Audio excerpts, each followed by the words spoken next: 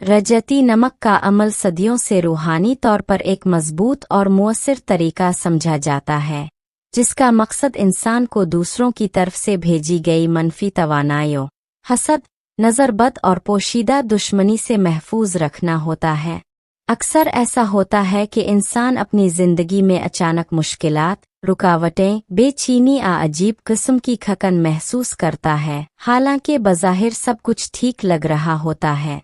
रूहानी माहिरीन के मुताबिक ऐसी कैफियत बाज़ औक़ात दूसरों की मनफी सोचों या बदनीति का नतीजा भी हो सकती है, और ऐसे हालात में रजती नमक का ये अमल एक मजबूत हिफाजती हिसार कायम करने में मदद देता है।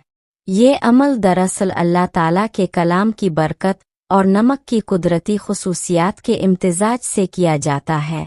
नमक को हमेशा से सफाई और तवानाई को जज़ब करने वाली चीज़ समझा जाता है, जबकि सूरत अल-फलक और सूरत अल-नास कुरान पाक की वो अजीम सूरतें हैं जो हर किस्म के शर, हसद, वसवसों और नज़रबद से हिफाजत के लिए नाजिल हुईं।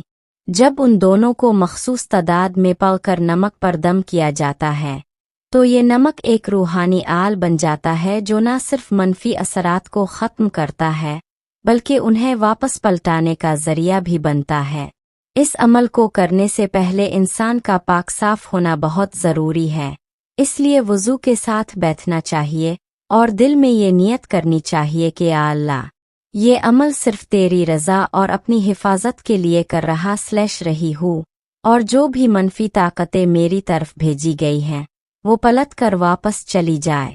नियत जितनी साफ और मजबूत होगी, अमल का असर भी इतना ही गहरा होगा। फिर 1 किलो खालिस दरिया का नमक लेकर इसे किसी साफ कपड़े या बर्तन में अपने सामने रख लिया जाता है। इसके बाद पूरी तवज्जो और यकीन के साथ सूरत अल-फलक और सूरत अल-नास की तिलावत शुरू की जाती है। हर बार जब ये दोनों सूरतें पढ़ी जाएं, तो अपने हाथों पर हल्का सा दम करके नमक पर फेर दिया जाए।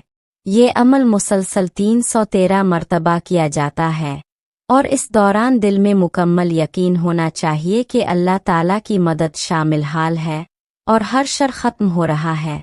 जब तिलावत मुकम्मल हो जाए, तो ये नमक एक ख़ास रूहानी ताकत हासिल कर लेता है। फिर इस नमक को घर के मरकज़ी दरवाजे पर, कोनों में या इस जगह पर छिड़का जाता है जहाँ से लोगों का आना जाना ज़्यादा हो। अगर किसी ख़ास शख्स या दुश्मन का शुबा हो तो इसके रास्ते में भी एहतियात के साथ ये नमक छिड़का जा सकता है। इस अमल के बाद अक्सर लोग महसूस करते हैं कि घर का माहौल हल्का और परसुकून हो गया है, बेचैनी कम हो गई है और रुकावटें आहिस्ता आहिस्ता ख़त्म होने लगती हैं। ये नमक न सिर्फ मनफी तवानाई को जज़ब करता है, बल्कि इसे वापस पलटाने का ज़रिया भी बनता है, जिससे दुश्मन की साजिशें खुद इस पर असर अंदाज होने लगती हैं और वो कमज़ोर पड़ जाता है। इसके साथ साथ इंसान के इर्द गिर्द एक रूहानी हिफाजती हिसार कायम हो जाता है, जो नज़र न आने के बावजूद बहुत मजबूत होता है। अगर इस अमल के साथ साथ सुबह आशाम अल्लाह के अस्मा अल हसन का वर्द किया जाए, कोई कहरी दुआ पढ़ी जाए, तो इसके असरात और भी ज़्यादा बढ़ जाते हैं। ख़ास तौर पर हफीज़, नासिर, कहहार जैसे अस्मा का वर्द इंसान को मज़ीद मजबूत रूहानी तहफ़्फ़ुज़ फराहम करता है। इस अमल को एक दिन करने के बजाय कम अज़ कम 21 दिन तक मुसलसल किया जाए, तो इसके नताइज ज़्यादा वाज़े और देरपा होते हैं। मुसलसल करने से न सिर्फ मौजूदा मनफी असरात ख़त्म होते हैं, बल्कि आइंदा के लिए भी एक मजबूत रूहानी आल कायम हो जाती है। लेकिन इस सारे अमल में सबसे अहम चीज़ इंसान का ईमान, यकीन और नियत है।